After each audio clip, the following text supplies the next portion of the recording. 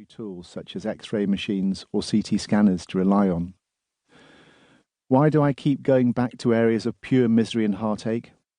The answer is simple: to help people who, like you and I, have a right to proper care at this most precarious time of their lives. What do we do when a little child traps her finger in a door and cries, and we are the only one there? We scoop that precious little person up into our arms. We feel the pain. We offer reassurance that everything will be okay, and we show love and tenderness. The act of cuddling transmits a feeling of protection. It says, "I'm here now, and I'm going to look after you and make you much better." That same human response is exactly what is required when you face a patient with terrible injuries in a conflict zone. The patient wants comfort and protection from what has happened. The initial doctor-patient relationship must provide that and instill a feeling of confidence that the doctor will be able to help, do the right thing, and take away the pain of injury. Hospitals can be emotional places at the best of times, and in war environments, all sensitivity is heightened. It is vital to adopt and radiate an air of confidence and strength. I am much better at that now than I used to be. However, the stakes are high because there are often weapons around, tensions are raised, and the rule of gun overrides the rule of law. I have been in many dangerous situations, and there is no doubt that I am lucky to have stayed alive. The Geneva Conventions are there to provide protection for both all those injured and all those who provide treatment in war. In 2016, I organised a demonstration in London against the indiscriminate bombing of hospitals in Syria and in the world's other war zones.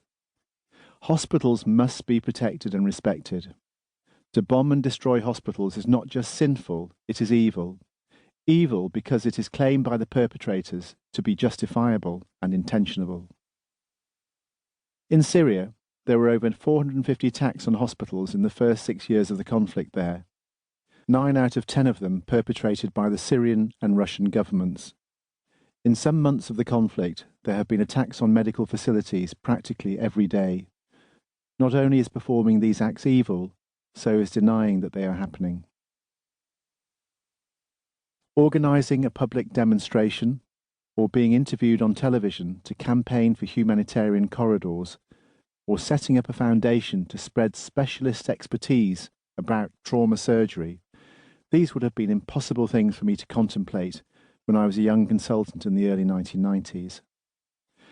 They are the acts of a man my younger self would not have recognised, except it is still me, and we are both the product of my Welsh upbringing and all the myriad factors that shape a personality.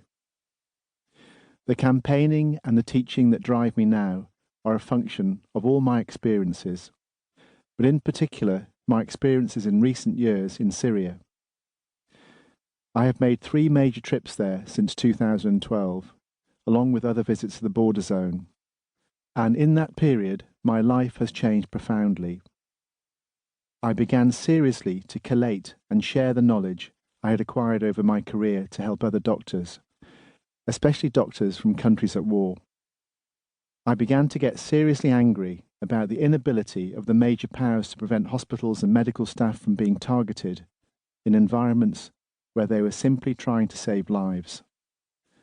And, most miraculously of all, I became seriously involved with the woman who I knew I wanted to spend the rest of my life with, married her, and became a father.